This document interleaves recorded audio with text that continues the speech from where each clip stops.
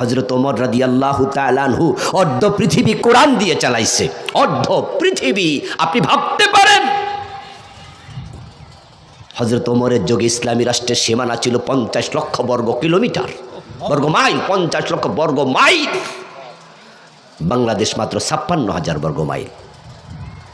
ওমরের ইসলামী রাষ্ট্রটা ছিল প্রায় 100টা বাংলাদেশের সমান।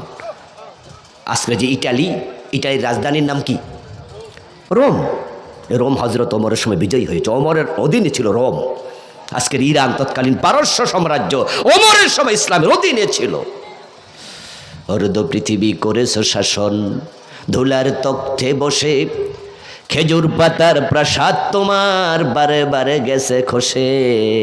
হযরত ওমর অর্ধ পৃথিবী যখন চালালেন, আওয়াজ দিয়ে বলুন তো মন মতো না কোরআন মতো?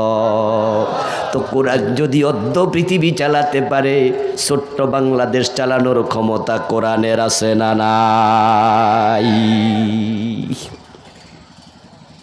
শয়তান বেঈমান হয়ে গেল, আল্লাহর একটা কথা মানল না।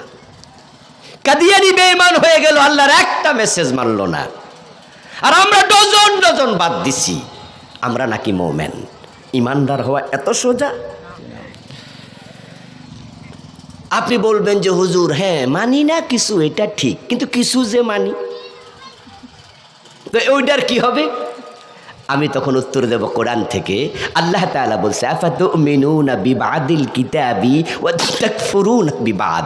আমরা রহমানকে প্রশ্ন করব, রহমান ও আমার রহম, আমরা যে নামাজ পড়ি, রোজা রাখি, আমাদের যে টুপি দাড়ি আছে, আমরা যে ইসলামের কিছু কিছু মানি, এই যে গত সরকার 500-র উপরে মডেল মসজিদ বানাইছে, ইসলামের প্রতি দয়া না থাকলে কি বানাইছে নাকি? মন্দিরও তো বানাইতে পারতো।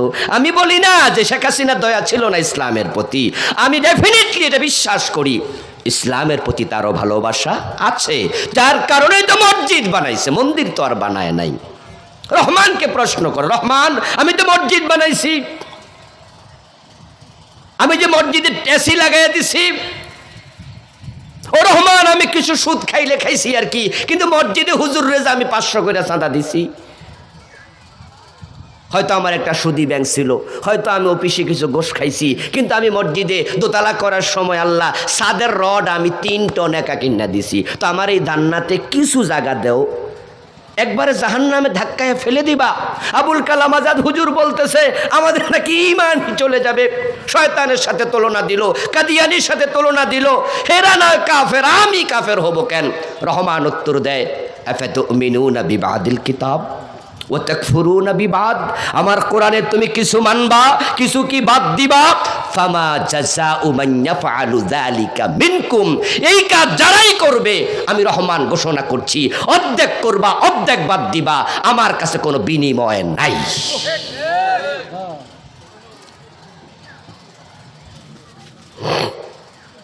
ফজরের নামাজের ফরজ কয় রাকাত? এই ওয়াজ একটু করা হয়ে যাইতেছে, কথা কইব না। বলেন কয় রাকাত? 1 রাকাত সূরা ইয়াসিন দিয়ে পড়লেন 15 মিনিট লাগাইয়া, আর 1 রাকাত না পইরা সালাম ফিরাইয়া বাড়ি চলে গেলেন। শীত বেশি, তাই আজকে 1 রাকাতে চলুক, 50% সওয়াব পাওয়া যাবে, ঠিক না? পাওয়া যাবে না তো? অর্ধেক যে পড়ছিলেন বাদ, বাদ পড়লে 2 না পড়লে বাদ। চৈত্র মাসের দুপুর, রোজা রেখেছেন, পেটে বড় ক্ষুধা, বুকে বড় পিপাসা, ঘড়ির দিকে তাকায়া দেখেন দুপুর বাজে 3টা। মনে মনে ভাবেন রোজা 9 ঘন্টা রাইখা লাইছি, আর 4 ঘন্টা 5 ঘন্টা বাকি আছে। যদি ইফতার করি 60% সওয়াব তো পাবই, তাই দুপুর 3টা বাজে ইফতার করলে সওয়াব পাওয়া যাবে 60%, ঠিক না? কত? 50? কত? 9 ঘন্টা যে রাখছেন, আল্লাহ বলে অর্ধেককে আমি নেই না। ফামা জাজা, অর্ধেক চলে না আমার কাছে, অর্ধেক চলে না, অর্ধেক চলবে না। শরীফ ভাই তো বড় লোক মানুষ, এলাকা 3 বারের চেয়ারম্যান ছিল নাকি? যদি আজকে ওনার একটা কাঁধের মাঝে ব্যাগ আছে, কালো ব্যাগের মাঝে 10 লাখ টাকা নিয়ে আজকে মাহফিলে আসছে, ধরে নেন 1000 টাকার নোটের বান্ডিল 10টা। উনি আমার মাইক নিয়ে এক সাঞ্জে বলল হুজুর আমি একটু কথা কম। আমি বললাম যে কন? উনি বললে টোকের এলাকার ভাইয়েরা, আমার 1,10,000 টাকা আজকে আনছি আপনাদের হাদিয়া দেওয়ার জন্য। মাহফিল থেকে যাওয়ার সময় আপনারা 1000 করে একটা 1000 নোটের 1 টাকার একটা নোট করে আমি দেব, আপনারা লাইনে দাঁড়াইয়া নেবেন। সবাই বললেন যে ওকে, হাদিয়া দেওয়া সুন্নত, হাদিয়া নেওয়া সুন্নত, চেয়ারম্যান সাহেব দেবে, অসুবিধা কি, 1000 টাকার নোট একটা নেব। কিন্তু লোক বেশি দেখা উনি মাঝখান দিয়া ছিঁড়া দেওয়া শুরু করছে। এখন কয়জনে নেবেন? নেবেন কেন? অর্ধেকের দাম নাই বুঝি? 500 হইব না? আল্লাহর কাছে পাগলামি করতে করতে যাবেন না? কি মাগনা ইসলাম? জান্নাতে তো মাগনা। এই জান্নাতে যাওয়ার প্রতি ইব্রাহিম নবীকে আগুনে পড়তে হয়েছে, আগুনে ফেলে দেওয়া হয়েছিল ইব্রাহিমকে। সন্তানকে আল্লাহ বলছে জবাই করো, স্বপ্নে দেখাইছে ইব্রাহিম জবাই করতে রাজি হওয়া লাগছে, প্রশ্ন করে না আল্লাহকে। নবী মুসা আলাইহিস সালামকে দেশ ত্যাগ করা লেগেছে। হযরত জাকারিয়া আলাইহিস সালামকে করাত দিয়ে 2 টুকরো করে ফেলা হয়েছিল, বলে নাই। আমির হামজার দিকে তাকাইয়া দেখো, কলিজা দেয়া লেগেছে, হিন্দা কাঁচা কলিজা সাবাইছে বুক ছিঁড়ে বের করে। নবী মুহাম্মদ সাল্লাল্লাহু আলাইহি সাল্লামের দিকে তাকাও, কাঁচা দাঁত ভেঙে ফেলেছে, এমন পাথর মেরেছে তায়েফে, পুরা শরীর রক্তাক্ত, একটা পশমের জায়গা বাকি নাই যেখানে রক্তের দাগ লাগে নাই। আমিরে মুআবিয়া রাদিয়াল্লাহু তাআলা আনহুর পরে ক্ষমতায় চলে গেল তার ছেলে ইয়াজিদ। ইমাম হুসাইন জানতেন ইয়াজিদ একজন মদপানকারী ব্যক্তি। তাফসীর ইবনে কাসির প্রণেতা আল বেদায়া ওয়ান নিহায়া নামক কিতাবে লিখেছেন, ইয়াজিদের ব্যাপারে অভিযোগ ছিল সে মাঝে মাঝে নামাজও পড়তো না, এবং তার দরবারে সে নর্তকী পর্যন্ত নাচাইতো, মদ পান করত। ইমাম হুসাইন ভাবলেন যে বেটা মাতঘর মাতাল, রাসূল যে চেয়ারে বসে 10 বছর মদিনা চালাইছে, আবু বকর ওমর ওসমান আলী রাদিয়াল্লাহু তাআলা 30 বছর চালাইছে, প্রখ্যাত সাহাবী আমিরে মুআবিয়া যে চেয়ারে বসে 20 বছর দেশ চালাইছে, ইয়াজিদের মতো মদখোর মাতালকে সে চেয়ারে বসতে দেয়া যায় না, সে জাতিকে বিভ্রান্ত করে ফেলবে। আন্নাসু আলা দীনে মুলুকিহিম, আরবি প্রবাদ হলো নেতার চরিত্র যেমন হয় প্রজার চরিত্র তেমন হয়। রাজার চরিত্র ভালো না হলে তার প্রভাব প্রজাদের মাঝে পড়বেই। ও দোস্ত, এটাই তো স্বাভাবিক।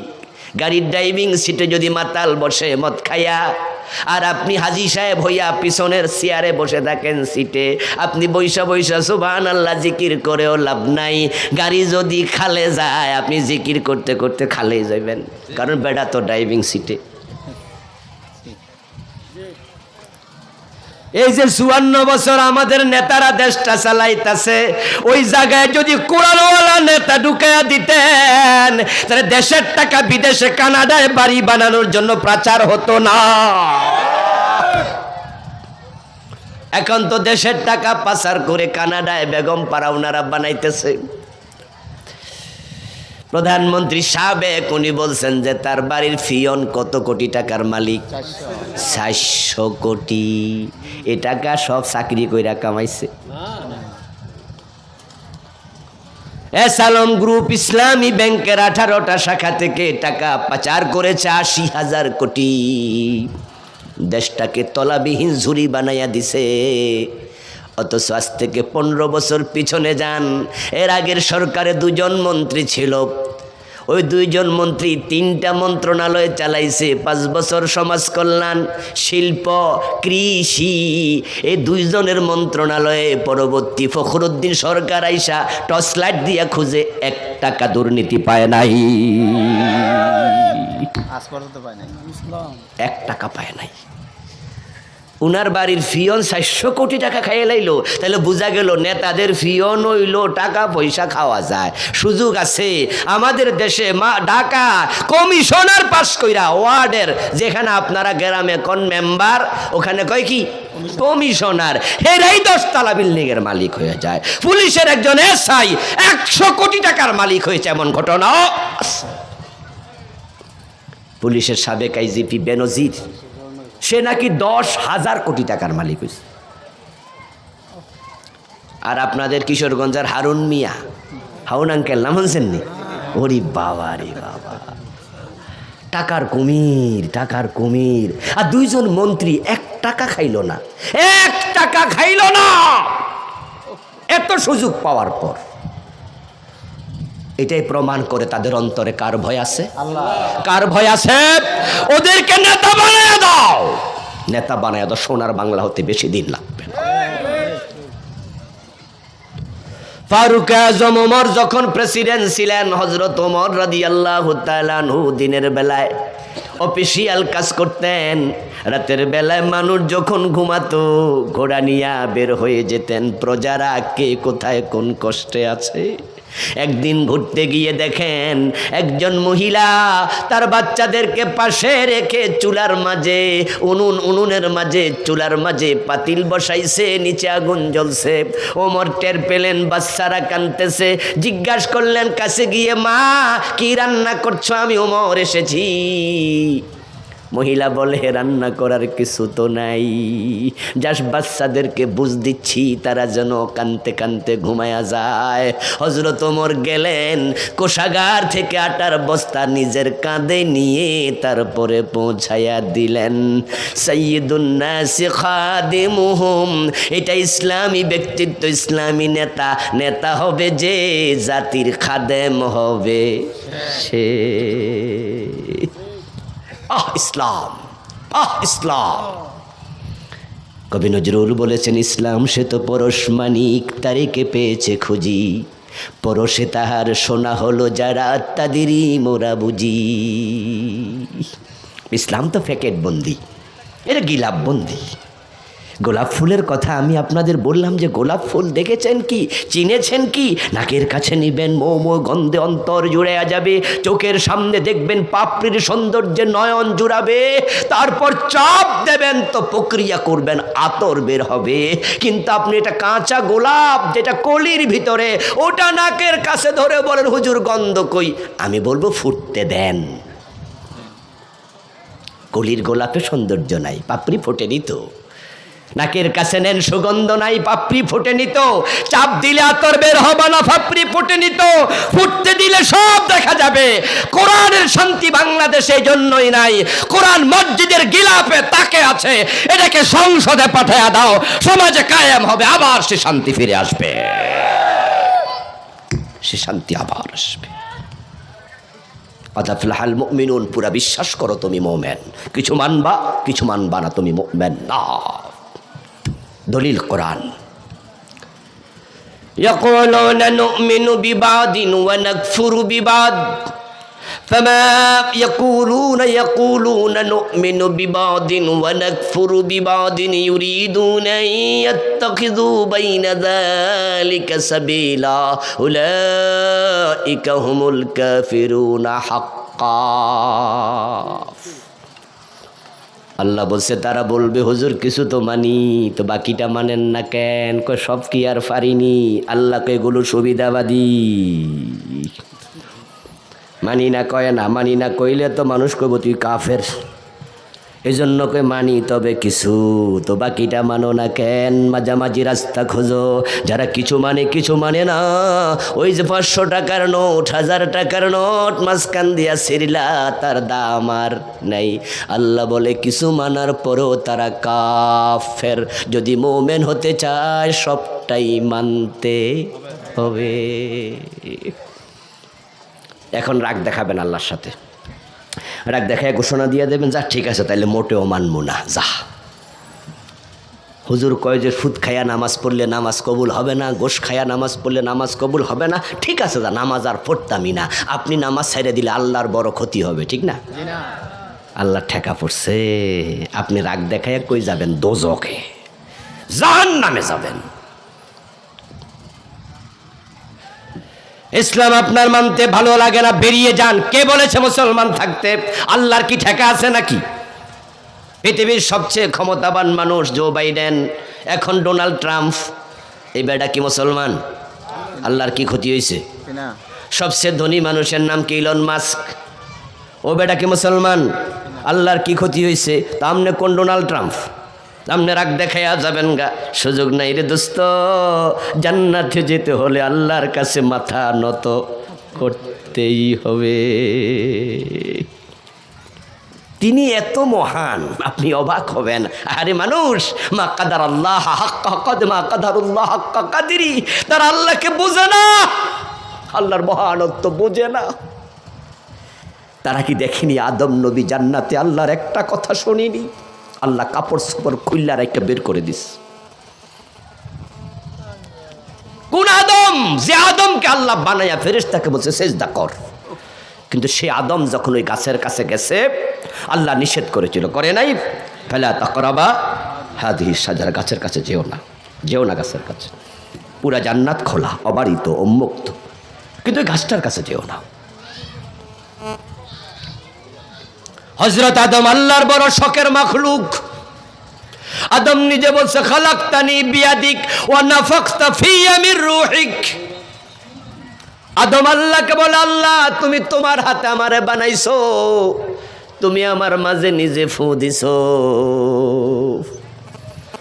আমাদেরকে মায়ের পেটে বানায় ফেরেশতারা, মায়ের পেটে সন্তানের ডিজাইন আল্লাহর অর্ডারে ফেরেশতা তৈরি করে। আর আদম আলাইহিস সালামকে আল্লাহ নিজ হাতে বানাইছে। এই লোকগুলো সুবহানাল্লাহ পড়ে না কেন? বুঝলাম না। আদমকে আল্লাহ নিজ হাতে বানাইছে, নিজ হাতে বানাইছে।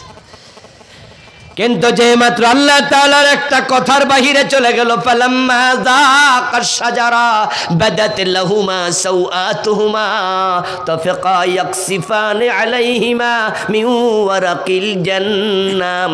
আল্লাহর কথার বাহিরে গেছে, গাছের ফল খাইছে, কাপড় চোপড় আল্লাহ খুলে নিয়ে গেছে, আল্লাহ জান্নাত থেকে বের করে দিয়েছে, তাওবা করে মাপ পাইছে। আল্লাহ এই কথাগুলো বলে বুঝান, আমার কথার বাহিরে চলার অধিকার কারো নাই। ওষুধখোর, গোশখোর। এই প্রিয় ভাই, আপনি বোনের জমি দখল করে বসে আছেন। বাপ মরছে 7 বছর, মা মরছে 8 বছর, বোনের জমি দেয় না, নিজেরটাও খায়, বোনেরটাও খায়, চাইলে গলা ধাক্কা দিয়া ধমকায়া বের করে দেয়। আপনি জালেম, জালেম, জালেম, আপনি জালেম।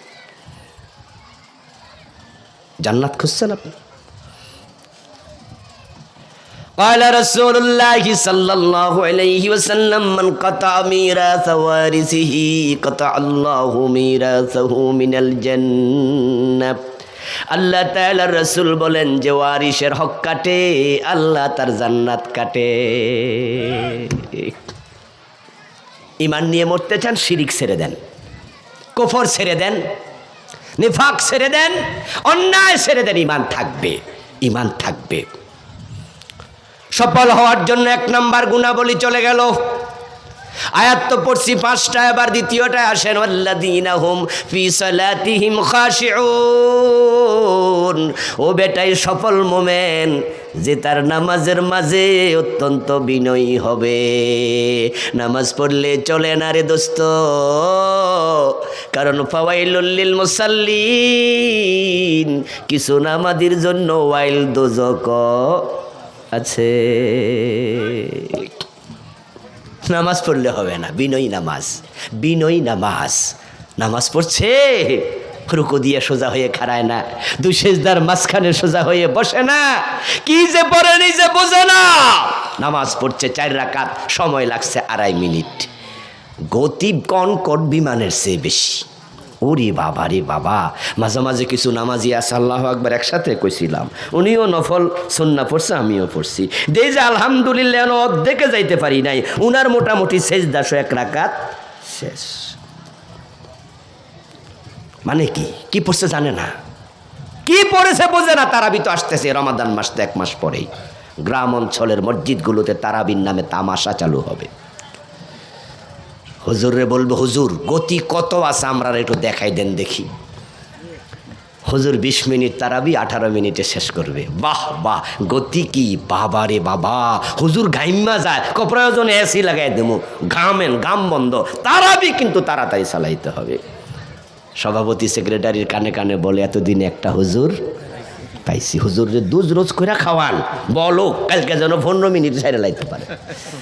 আর আপনারা তো খুশি, মাশাআল্লাহ 20 রাকাত তারাবি, আপনার নামাজ চেহারার মাঝে আল্লাহ ফিকে মেরে দেবে। কার সাথে ফেজলামি করছো? কার সামনে খাড়াইছো? কার সামনে দাঁড়িয়েছো? আলহামদুলিল্লাহি রাব্বিল আলামিন এক নিঃশ্বাসে 7 আয়াত তোমার পড়ার অধিকার কে দিল? সূরা ফাতিহা তো আল্লাহর সাথে সংলাপ, আল্লাহর সাথে কথোপকথন। قال رسول الله صلى الله عليه وسلم إذا قام أحدكم في صلاته فإنه يناجي ربه। সহিহ মুসলিমের হাদিস, রাসূলুল্লাহ বলছেন যে নামাজে দ্বারা সে রবের সাথে কথা বলে, সংলাপ করে।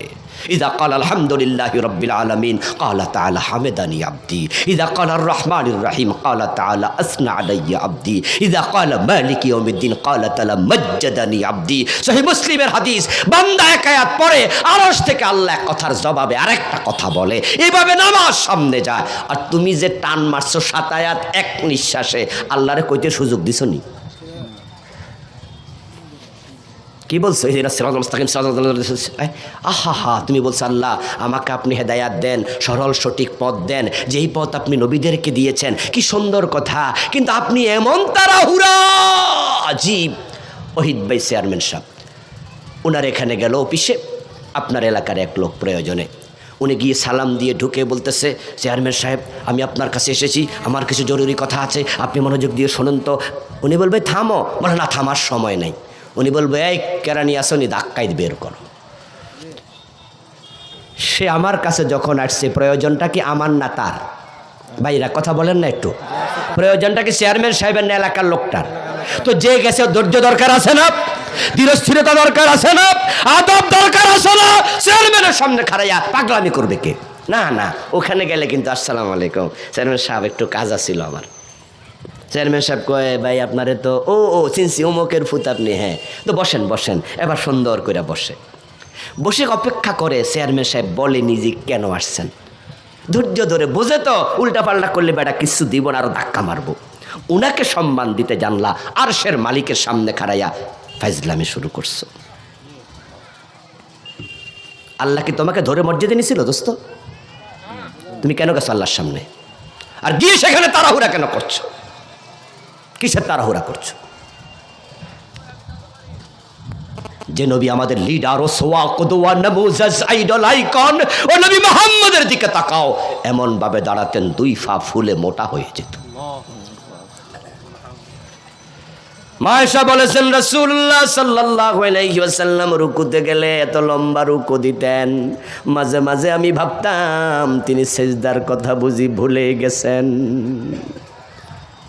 সেজদা যাওয়ার পরে প্রিয় নবী এত লম্বা সেজদা দিতেন, আমি আয়েশা মনে মনে ভয় পেতাম রাসূল বুঝি সেজদায় ইন্তেকাল করেছেন। আমি উনার পায়ে ধরে চিমটি কাটলে পা নাড়া দিতেন, বুঝতাম তিনি জীবিতই আছেন। যার কোনো গুনাহ নাই, যিনি মাসুম, তার নামাজ এত সুন্দর, তুমি কয় নাম্বার উম্মত হইছো? আজকের মাহফিল থেকে আমি একটা ওয়াদা নিয়ে আপনাদের বিদায় দিতে চাই। আল্লাহকে ভয় করে অন্তরটাকে নরম করে বলুন তো, নামাজে আজ থেকে তাড়াহুড়া করবেন না। রাজি আছেন কিনা? হাত নামান। নামাজটা সুন্দর করেন। যার নামাজ যত সুন্দর, তার ইসলাম তত সুন্দর, তার জীবন তত সুন্দর। সুন্দরভাবে পড়েন। ওয়াল্লাযীনা হুম লিয-যাকাতি ফাইলুন। সফল মোমেনের একটা গুণ হলো, যারা সফল মোমেন তারা যথাযথভাবে যাকাত দেয়। যাকাতটা ঠিকঠাক মতো দিয়েন। যাকাতের ব্যাপারে একটা ওয়াজ আছে, যেটা ইসলামে একবার ব্যতিক্রম ওয়াজ, যে ওয়াজ আল্লাহ নিজে করেছেন। সেটা হচ্ছে অন্য অপরাধের শাস্তি যিনি দেন, তাহলে তিনি জাহান্নামে নিয়ে দেবেন। কিন্তু যাকাতের ব্যাপারে কোরআনে 2 আয়াতে বলছে, যারা যাকাত দেয় না তাদের শাস্তি মানুষের সামনে হাসরের ময়দানে দেব। নামাজ আল্লাহর হক, রোজা আল্লাহর হক। আপনি নামাজ পড়েননি, মাঝে মাঝে গ্যাপ দিছেন, রোজা ছেড়েছেন, গ্যাপ দিছেন, আল্লাহ চাইলে পিটুনি দেবে, চাইলে ক্ষমা করে দেবে দোজকে নেয়ার পর। কিন্তু যাকাত মানুষের হক, এজন্য শাস্তিটা মানুষের সামনে দেবে। রাসূলুল্লাহ সাল্লাল্লাহু আলাইহি ওয়াসাল্লাম আল্লাহর ওহী আমাদের শুনান, ও নবী আপনি বলে দিন, ইয়াউমা ইউহমা আলাইহা ফি নারি জাহান্নাম ফাতুকওয়া বিহা জিবাহুহুম ওয়া জুনুবুহুম ওয়া যুহুরুহুম হাযা মা কানাসতুম লিআনফুসিকুম ফাযুকু মা কুনতুম তাকনিজুন। যাকাত দিবা না, আমি আল্লাহ শোনাই শোনো, তোমার যাকাত না দেয়া টাকা পয়সা স্বর্ণ অলংকার ব্যাংক ব্যালেন্স আমি এক জায়গায় জড়ো করে কোন বলে সেটা দিয়া লোহার পাত বানাবো, তামার পাত বানাবো, তারপরে ফেরেশতাদেরকে বলবো দোজখের আগুনে গরম করো, যখন টকটকে লাল হবে এবার ফেরেশতাদেরকে বলবো মানুষের সামনে তার কপালে পেটে পিঠে সেকা মারো। নাউজুবিল্লাহ। ইয়াউমা ইয়াউমা, সেদিন মানে কিয়ামতের দিন, সাইয়ুতাওয়াকুনা মা বাখিলু বিহি ইয়াউমাল কিয়ামা। আর এক আয়াতে ডাইরেক্ট কিয়ামত শব্দ উল্লেখ করে আল্লাহ বলে তোমার সম্পদ সাপ বানায়া গলায় ঝুলাবো, গলায় দুপাশে সবল মারবে আর বলবে আনা মালুকা আনা কানজুক। যাকাত দেও নাই তো, এটা তোমার টাকা, আজকে সাপ নেও, সাপ নেও। ওয়াল্লাযীনা হুম আনিল লাগবি মুরিদুন, যে মানুষগুলো সফল হতে চায় আল্লাহ বলে তাদের আরেকটা গুণ হলো অপ্রয়োজনীয় কথা বলবে না, অপ্রয়োজনীয় কাজ করবে না। কথা বলতে সাবধান, প্রতিটা কথা রেকর্ড হয়। গীবত করবেন না, মিথ্যা বলবেন না, ছগলখড়ি করবেন না, মানুষের মাঝে কথা বলে পেঁচ লাগাবেন না, আদালতে মিথ্যা সাক্ষী দেবেন না। এমন কিছু জালেম গত 15 বছরে আমরা দেখেছি যারা আদালতে দাঁড়াইয়া মিথ্যা সাক্ষী দিতে দিতে দিতে দিতে অসংখ্য আলেমকে তারা জেলখানার আপনার বন্দি বানাইছে, ফাঁসি দিছে পর্যন্ত মিথ্যা সাক্ষী দিয়ে। আল্লামা সাঈদী দর্শনকারী ছিল, হত্যাকারী ছিল, উনি যুদ্ধাপরাধী, পাগলও তো বিশ্বাস করবে না, কিন্তু কিছু মিথ্যুক আদালতে দাঁড়িয়ে মিথ্যা সাক্ষী দিয়েছে। প্রতিটা কথার হিসাব আল্লাহর কাছে দিতে হবে। খুব সাবধান, খুব সাবধান। প্রিয় ভাইরা, সফল হতে চান তো কোরআনের কাছে দৌড় মারা চলে আসেন। কোরআনটা পড়লেই ওয়াজ শোনার লাগে না, কোরআনের সে শ্রেষ্ঠ ওয়াজ আর নাই। আল্লাহই তো কথা বলে, এটা তো আল্লাহর কালাম। বাড়িতে বসে বসে পড়বেন সুন্দর করে বিশুদ্ধভাবে অর্থসহ, তাহলে মনে হবে আল্লাহর সাথে কথা বলতেছেন, আল্লাহ আপনার সাথে কথা বলতেছে। কোরআনমুখী জীবন গঠন করেন। নিশ্চয়ই জান্নাতি হতে চান তো সবাই, আমি জানি। জান্নাত পাওয়ার জন্য দুপুরবেলা এমনও ছিল আজকে কেউ না খাইয়া চলে আসছে, হুজুরের ওয়াজ শুনল। কোরআনের কিছু কথা শুনলে জান্নাতের পথ খুঁজে পাওয়া যাবে, উদ্দেশ্য তো সেটাই। এই জন্য কোরআনটা পড়েন, ভালো করে পড়েন। রমাদান মাস আসতেছে, যারা কোরআন পড়তে পারেন না তাদের প্রতি অনুরোধ থাকবে এই রমাদানকে কোরআন শিখায় কাজে লাগান। সিদ্ধান্ত নেন না, আমি মসজিদের হুজুরকে গিয়ে ধরবেন, মুয়াজ্জিন সাহেবকে ধরেন না, হুজুর আমার এবার কোরআন পড়াতে হবে, তা লাগে তো টাকা 500 লাগুক, 1000 লাগুক, 2000, 5000, হুজুর আমি আপনাকে দেব, আপনি আমারে পড়ান। হুজুররা কোরআন পড়ানোর জন্য অপেক্ষা করে, মক্তবে বসে থাকে, কিন্তু ছাত্র নাই, সব তো কিন্ডারগার্টেনে চলে যায়। সন্তানকে কোরআন পড়াবেন, কোরআন শিখবেন, বুঝবেন। এখানে একটা হেফজখানা আছে, আলহামদুলিল্লাহ। এই হেফজখানার আজকে মাহফিলের কন্ট্রিবিউশন আছে। সন্তান হাফেজ বানানো কত বড় সৌভাগ্যের জানেন? আলহামদুলিল্লাহ, আমার 4 ছেলে, তার মাঝে 2 জন হাফেজ হয়ে গেছে, 3য়টা হেফজ চলছে। বড়টাও হাফেজ বানাইছি 10 পারার, শেষ করিনি। নয় যা সন্তান 10টা দিলে 10টাই হাফেজ বানাইতাম। লোভ কোথায় জানেন? প্রতিবেশীরা মাঝে মাঝে আমার বউর সাথে গল্প করতে এসে প্রতিবেশীর মহিলারা আইসা কয় যে আপনার 4টা ফোলা, একটারে ডাক্তার বানান, আপনাদের তো টাকা পয়সার অভাব নাই, যদি সরকারি মেডিকেলে টিকে ভালো, না টিকলে প্রাইভেটে পড়াইবেন, পয়সা তো হুজুরের আছেই। আমার বউরা আমি কই তো কী জবাব দাও? আমি জবাব দিই যে হিন্দুও ডাক্তার হতে পারে, বৌদ্ধও হতে পারে, ডাক্তার হওয়া দোষের কিছু না, কিন্তু অন্যরা চাইলে তো আলেম হতে পারবে না, তো সন্তানরা আগে আলেম হোক, পরে দেখা যাবে। আলহামদুলিল্লাহ, পারফেক্ট জবাব, পারফেক্ট জবাব। আপনি বসে আছেন বাড়িতে, ঘুমিয়ে আছেন ঘরে, অথবা অফিসে অফিস করছেন, অথবা আপনি দোকানদার, আপনি কৃষক। আপনার ছোট্ট বাচ্চাটা বয়স তো 9, 8, 10, হেফজ যারা পড়ে তারা কিন্তু সবাই অল্প বয়সী, ছোটোকালে হেফজখানায় পড়ে। রাতের বেলা যাবেন হেফসখানা, গিয়ে দেখবেন যে দুনিয়ার সবাই ঘুমায় আর ভোর রাতে আল্লাহর বান্দাগুলো কোরআন তেলাওয়াত করে। রাতে 3:30 4টা উঠে গেছে, ভোর রাতে সবক শিখে ফেলে, তখন মস্তিষ্ক নরম থাকে। আমার বন্ধু, হাদিসে পাওয়া যায়, মান কারা হারফাম মিনাল কুরআনি ফালাহু আশরু হাসানাত। এই কোরআন যে ব্যক্তি এক অক্ষর পড়ে তার আমলনামায় কমপক্ষে 10 নেকি লিখে দেয়া হয়। এখন যে ছেলেগুলো কোরআন পড়তেছে, এক এক শব্দ কত শতবার যে পড়ে তার কোনো হিসাব নেই। এই শব্দ মুখস্থ করার জন্য পড়ে শত শতবার, মুখস্থ করার পরে এটা আবার ইয়াদ রাখার জন্য পড়া লাগে, এটাকে আবার আমুক্তা হিসাবে শোনানো লাগে, 7 সবক হিসাবে দেয়া লাগে, তারপর সবিনা হিসাবে শোনানো লাগে। এই 8টা শক্ত করার জন্য পিছনে দাঁড় করিয়ে দেয় ছাত্র, সে আবার রমজানে তারাবির মতো সে ইমামতি করে শোনানো লাগে। তারপর রোজার মাস যখন আসে, এই হাফেজ আবার রমাদানের ইমামতি করার জন্য সকালে সন্ধ্যায় দুপুরে হাঁটতে হাঁটতে পড়া লাগে। আপনার শিশু বাচ্চা কত কোটি নেকি লাভ করছে হিসাব নাই, কিন্তু আমল নামা তো বন্ধ। হাদিসে পাওয়া যায়, রুফি আল কালামু আন সালাসিন আস-সাবিক হাত্তা ইয়াহতালিমা।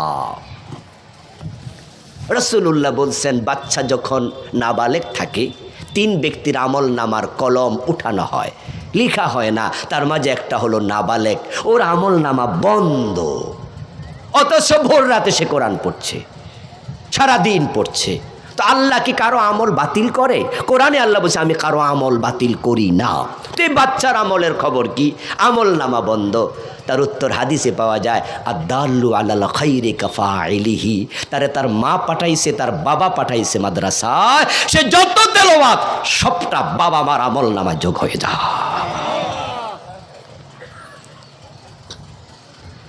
এজন্য সন্তানদের হাফেজ বানান, আলেম বানান, নিজে কোরআন বুঝে পড়েন, এই হেফজখানার সাথে সম্পৃক্ত থাকেন। সন্তান নাই, হাফেজ বানাইতে পারবেন না, অথবা আপনার এখন আর বয়সই নাই, সন্তান হবে না, আপনি হেফজখানার একজন ছাত্রকে খাওয়ান। একজন গরিবের বাচ্চাকে হাফেজ আলেম বানানোর জন্য আপনি ডোনেশন দেন, টাকা দেন, আপনি সাদাকায়ে জারিয়ার অংশ হয়ে যান। কোরআনকে জীবনের সঙ্গী বানান, কোরআন পড়ুন, কোরআন বুঝুন, আল কোরআনের সমাজ গড়ুন। অগাস্ট বিপ্লবের পর বাংলাদেশ নতুন দিকে আগাচ্ছে, আমরা নতুন স্বপ্ন দেখছি।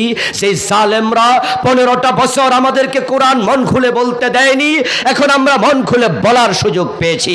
বাধা দেওয়ার কোনো ক্ষমতা তাদের আর নাই, বরং পালানোর জন্য গর্ত ওরা নিজেরা খুঁজতেছে। দাড়ি মারি কামাই অত ফালাইতে পারে না একটা, কতগুলা জেলে, সামনে আরও যাবে। কারণ 2000কে হত্যা করেছে, 2000 ছাত্রকে হত্যা করেছে, তারা গণহত্যা চালিয়েছে। ওদেরকে নিষ্কৃতি দেওয়ার সুযোগ নেই। ভাববেন না এখনই কিছু হচ্ছে না, ধীরে ধীরে হচ্ছে, ধীরে ধীরে আরো হবে। তারা যে কাজ করেছে গত 36 দিনের ভিতরে, জুলাইয়ের 1 তারিখ থেকে আগস্টের 5 পর্যন্ত হেলিকপ্টার থেকে পর্যন্ত গুলি দিয়েছে। মনে হয় বিদেশের সাথে যুদ্ধ। একটা দেশে একটা সরকার তার নাগরিকের সাথে আচরণ করতে পারে না। এটা জেনোসাইড, এটা গণহত্যা। মুখোমুখি তাদেরকে হওয়া লাগবে, আর ফিরে আসার সুযোগ তারা পাবে না। যেহেতু তারা ইসলামের বিরোধিতা বেশি করেছে, আলেম ওলামাকে জেলে দিয়েছে। 5ই মে শাপলা চত্বরে হাজার হাজার আলেমের বুকে গুলি দিয়েছে। আল্লামা জুনাইদ বাবু নগরী রাহেমাহুল্লাহর মতো বুড়া আলেমটাকে পিটাইয়া 2টা হাঁটু তারা অচল করে দিয়েছে। আল্লামা সাইদিকে 13 বছর রেখেও জেলে, তাদের জিজ্ঞাসা মিটে নাই। শেষ পর্যন্ত নয়া দিগন্তের রিপোর্ট এসেছে গত সপ্তাহে, রয়ের নির্দেশে ওনাকে হাসপাতালে হত্যা করা হয়েছে। এত যারা করেছে তার ভোগ, তার শাস্তি, তার পরবর্তী রেজাল্ট তাদেরকে ভোগ করতেই হবে ইনশাআল্লাহ। সামনের দিন ভালো, সামনের দিন ভালো, কোরআনের দিন আসছে। কথা উঠেছে ডক্টর কামারের লেখা সংবিধান 54 বছরে শান্তি দিতে পারেনি, এটা সংস্কার দরকার। এই জন্য সরকার সংস্কার করার জন্য উদ্যোগ নিচ্ছে, সংবিধান সংস্কার হবে। আরেক দল বলছে সংস্কার দরকার নাই, নতুন করে লিখতে হবে। আমরা বলবো কয়দিন পরে, দাবি তুলুন যে এটা দরকারই নাই, বাদ দাও, কোরআনকে সংবিধান বানায়া দাও। ডক্টর কামারের লেখা সংবিধান কি দামি না আল্লাহর কোরআন দামি? তো ওই সংবিধানরে পবিত্র বললে এটাকে মহাপবিত্র বলা দরকার আছে না নাই? তো পবিত্র সংবিধান আর কয়দিন কইবা? মহাপবিত্রের কাছে ফিরে আসো। আওয়ামী লীগ দেশ চালাক, বিএনপি চালাক, জাতীয় পার্টি চালাক, জামাত ইসলাম, নেজামি ইসলাম, হেফাজত ইসলাম, যেই চালাক, আমাদের আপত্তি থাকবে না যদি আল্লাহর কোরআন দিয়ে চালায়। কোরআন তো কোনো দলের না, কোরআন তো আমাদের সকলের। এজন্য কোরআনের ব্যাপারে ঐক্যমত্য পোষণ করা দরকার আছে না নাই? তাহলে ইমানের মজা পাবেন। কোরআনকে বিশ্বাস করা হবে বাস্তবে, ইমান নিয়ে মরবেন, আল্লাহর জান্নাত পাবেন। নসেত মহা বিপদ সামনে আছে।